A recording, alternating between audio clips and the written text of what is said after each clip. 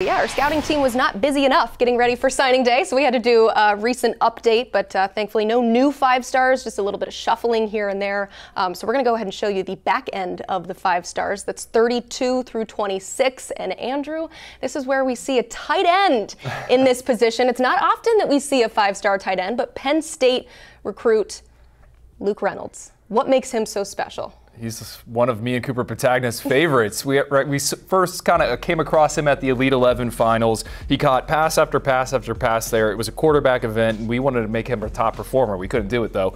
NFL draft trends show you want tight ends that can do a little bit of everything. Luke Reynolds can do just that. He is a basketball player. He's a former quarterback that is just now figuring out this position. I was watching and studying his quarterback few weeks ago. My eyes kept going to Luke Reynolds, and that's because he kept making catch after catch. We're talking about someone who's 6'4", 215 pounds, 4.56 on the lasers in the 40-yard dash, and I think the more important thing, 4.2 in the short shuttle. He can create separation at the top of his routes. I don't think Penn State has had a tight end like this in a long time. Now, I know they like to get the ball to those big bodies. I think he's going to be a difference maker for him. We're excited to see him at the All-American Bowl. It's going to be a loaded group of tight ends. We'll see if he finishes number one, but he's one of our favorites in this class. You said a loaded group of tight ends, but a position we don't see a whole lot of is offensive linemen in this 5-star group. But Brandon Baker is a player that stands out to you, Blair. I know our buddy Cooper Patagna likes to mention that Nicholas Harbor escaped out of Area 51. You know how you keep a guy from escaping a lab or a facility or a place like that? You put a guy like Brandon Baker at the door because he's not going to let anyone through. I loved what I saw out of him in person a couple of times this past season. A big body, an athletic player with good feet, the exact type of player that Texas needs to continue to build up front with as they move into the SEC. Let's show you 20 through 11, moving on up in the 5-star rankings. This is where we start to see some players who are number one at their position. But speaking of the number one athlete, still trying to figure out what to do with Terry Bussey. Alabama just excited to get him. Where do you see him potentially playing and making an impact? Oh, he's going to Texas A&M. I got to point that out. Mike Elko, I mean, this is a Christmas present under the tree. Is he an offensive player? Is he a defensive player? The scouting team at 24/7 Sports, we keep fighting over it. But there is not a better athlete to root for in this class. Terry Bussey lost his mother a few years ago, moved in with one of the coaches. He's from Timpson High School, town of less than 1,000 people. They've embraced him. 4-sport athlete. I like him at safety. My colleagues like him at wide receiver. It doesn't really matter. He's a football player. We saw it in the Texas State Championship games. He had a 97-yard touchdown pass, which was a record. 5 minutes later, he had a 93-yard touchdown run. This guy can do it all, and he is a gift for Mike Elko. Like I said, he's probably going to have to play as a freshman. I think he's ready to go. So Terry Bussey, for me, he stands out. Where, again, all these guys we're excited to see in the All-Star games. We're going to get 29 of the 32, and then we'll figure out who really is the 5-stars. Huge for Mike Elko to step in and to keep a guy like Terry Bussey. You've watched some of his tape, Blair. I mean, where do you see him making an impact? Anywhere. And the thing is, so much of his tape is at quarterback. And I think that knowledge and that foundation for him to understand how defenses are working and how movements and how they're going to be able to stop him, I think that helps him on the defensive side of the ball. That helps him on the offensive side. It helps him kind of stockpile a frame of mind and knowing how to attack a certain play. I think that's made him a tremendous athlete. He plays with a different gear, it looks like. It just seems like everyone else is playing slow-mo and he's just going out there. So I think the potential for him is immense. I don't think there is a limit that we can put on him. It's in the name, Elijah Rushing. Pretty sure that that man is going to be an edge rusher at the next position, but there's still, he could potentially move across that defensive front. But what do you like so much about his skill set? Well, apart from being on the all-name team, I think he's a player that just is in the right spot all the time. And that's even despite having to battle double teams throughout his games. I went out to see him this past October, and I don't know if there was a time where he just had a clean play where he's just going up against one-on-one offensive tackle.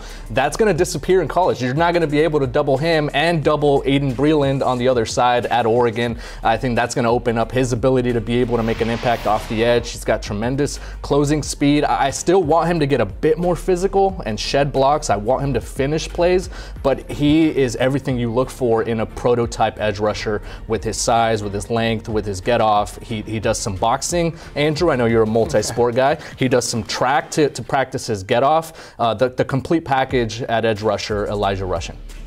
It's crazy that we are walking into the top 10 and just now talking about some wide receivers. But before we get to the 9 wide receivers that we consider 5 stars, Jordan Seaton. Andrew, what are you hearing on that front?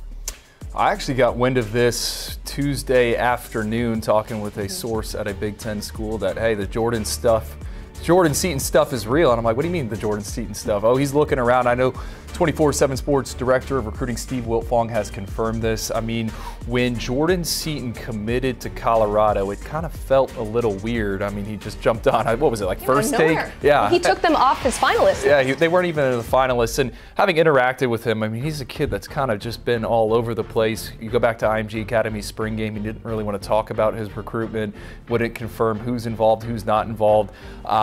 Maryland, I believe, is a school that has some momentum here. Mike Locksley is usually known for some surprises at signing day. That's kind of his MO. We didn't see it last cycle. Maybe it happens this cycle with Jordan Seaton. I also think you got to keep an eye on Alabama.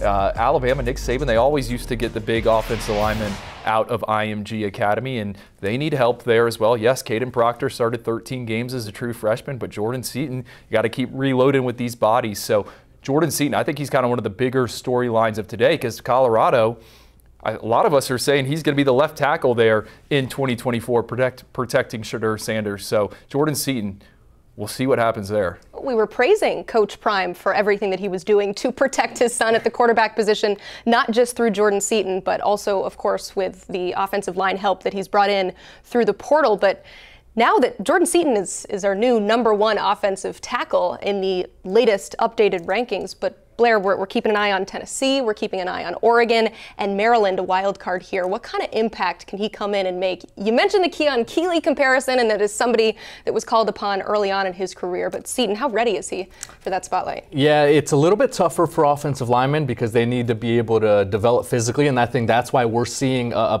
player like, or a coach like Coach Prime going into the portal. He needs that immediate help. But when you go and get the #1 player at a position, when you get a player with his physical ability, you kind of have to throw him out there. You have to just let him start, earning some of those reps and figuring things out on the fly because he's got that sort of ability to be able to help you. And I hate to say this, but will Coach Prime get Coach Primed on National Signing Day? If Locksley is able to pull this off, or any of these other schools come in there at the final hour, I think it would be one of those, kind of reciprocal things. I'll add this on Jordan Seaton. Watch his final game of his prep career against St. Francis Baltimore Academy. I think that was the best stuff he put on tape, right? Mirrors extremely well. He can recover, he can react, gets to the second level. And the biggest thing with him is he finishes, right? And you look back to this past year, what true freshman offensive tackle played? It was Francis Mauanoa at the University of Miami. There were some lumps early on in the season. He got it together.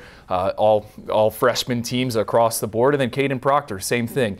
Initial growing pains, but with these big bodies, you need to invest in them. And I think Colorado, that's going to be the plan. I wouldn't be surprised if he ended up at Maryland. That's the plan as well, especially in this name, image, likeness era. If you're going to invest in one of these premium positions, you got to get them on the field right away. It's the same thing as a first-round pick in the NFL draft. You're not drafting them for a few years down the line. You want them right away. Yeah. Speaking of name, I got my K's mixed up. Said Keon Keeley. Caden Proctor is the name that we were I need to get a penalty flag I can throw over here. We call it on the podcast. Them my way a lot. This is a long show. We call it on the podcast a Patagna flag. I'll come up with a proud flag. Yeah. Well, we'll see. We'll try to come up with something there, but hopefully I don't make any more mistakes. It's early on in the show, too, for these mistakes. But, okay, Jordan Seaton, #13 player. #12 player is a guy that we're keeping an eye on as a potential flip. Ryan Wingo committed to Texas, but it was all kind of signs pointing towards Missouri when he made that commit. A St. Louis native, of course, people locally there hoping that he stays home. It sounds like, though, that Drink is not giving up on this quite yet, Andrew. Yeah, and the state of Missouri has some of the most progressive NIL laws out here. So I had always kind of in the back of my head had the Tigers pinned down for Ryan Wingo as a team to keep an eye on, especially for the ones, in state. The player, I mean, the combination of the size and speed. Our friends at Tracking Football, which is an analytics site, they have Ryan Wingo with a perfect 5.0 PAI score. It's extremely rare. Only a few guys in the NFL have it. He returns kicks. He plays some defensive back.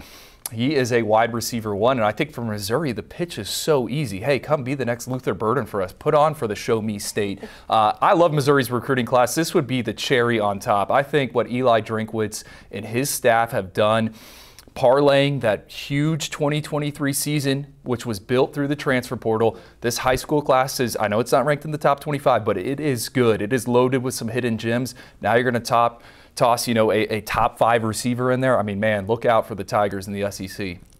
What would an addition like Ryan Wingo mean for Missouri? They have a top 5 player already in Williams Nwaneri, but to bring in 2 5-stars after the season that they had, what would that mean? It's handing the baton off to the next guy, and Luther Burden has been that guy even from the moment he stepped foot on campus. Ryan Wingo has the personality, he has the work ethic, he has the ability athletically to be the player that Luther Burden has been for Missouri. And as they take that next step in the SEC, which we've already seen on the field, them take a leap up and really be competitive, Ryan Wingo is a type of player that can take them to the next level.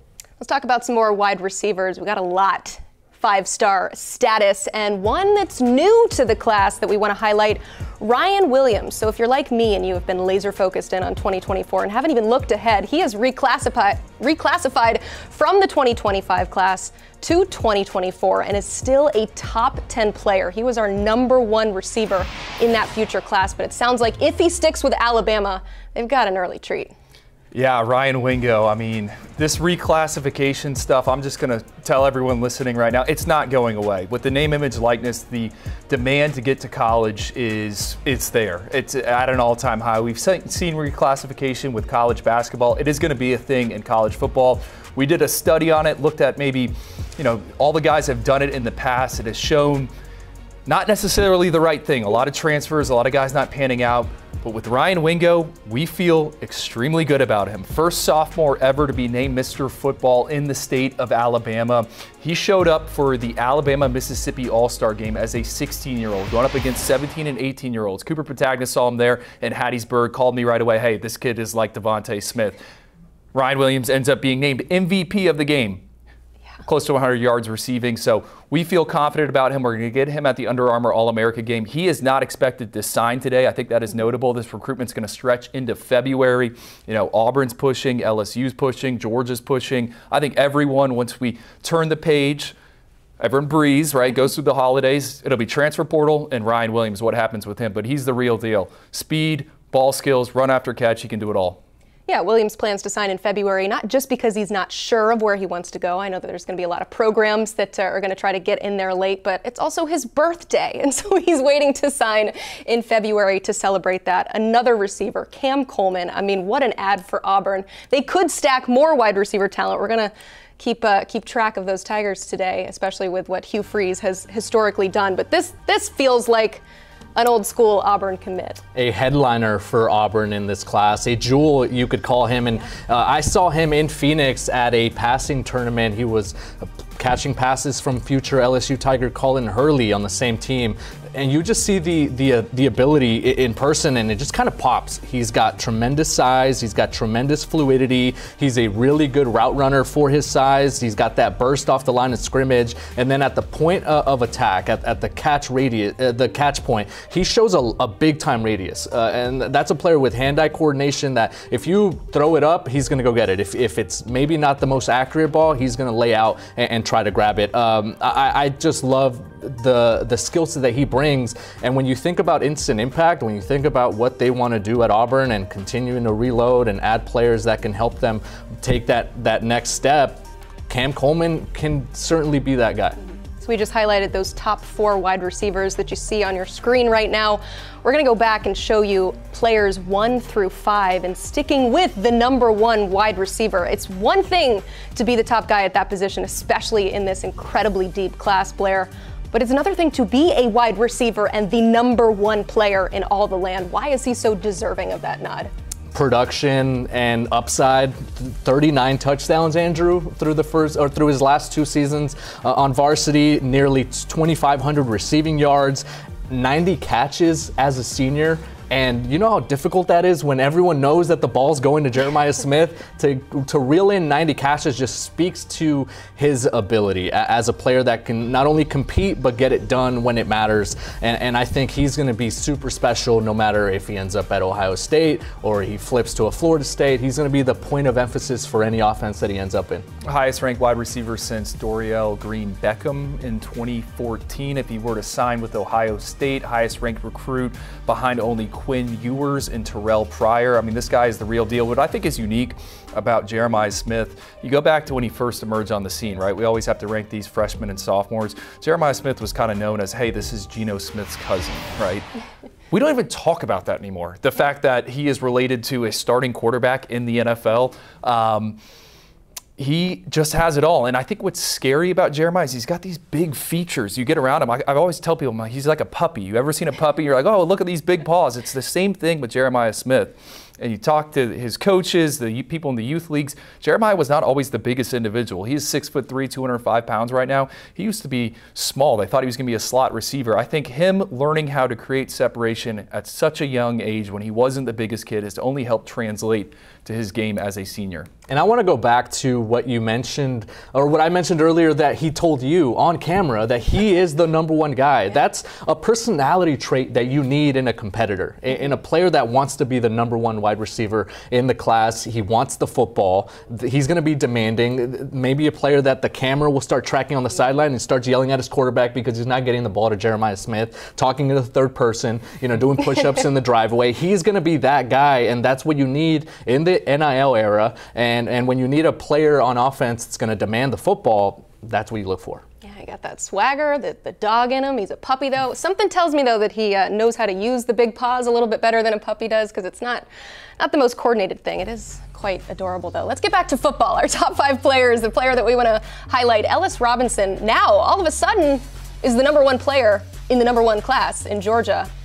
How big an impact can he make? They're going to need him, right? There's been some defections there in Athens. Fran Brown, the DB coach, leaving to be the head coach at Syracuse.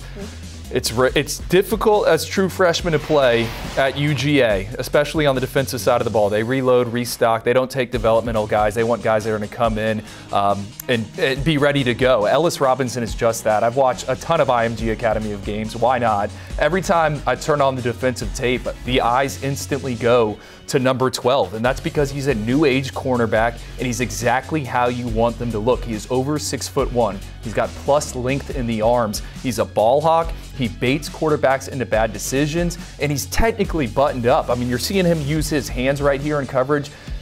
Countless times he'll play press man, off man, not even redirect until the receiver's 5 or 10 yards down the field. I think he is the real deal. I compare him to Greg Newsome, who came out of IMG Academy. He's now with the Cleveland Browns. I said it earlier on the show. I think he's the best defensive back to ever come out of IMG. That says a lot. It is a powerhouse. There has been a ton of guys fired up. I think if you're a Georgia fan, expect him to be potentially field side boundary wherever they need him. Andrew, you referenced Coach Elko at A&M waking up to a present under the Christmas tree in Terry Bussey. Well, Dante Williams, the new defensive backs coach at Georgia, just walked out of the house and saw a new Lamborghini with a big red bow in the driveway. That's what Ellis Robinson is going to be, and I think he's a player, like you mentioned, going to be able to see the field right away. He has that shutdown ability, that one-on-one potential, and the physical traits that you want to see in the SEC.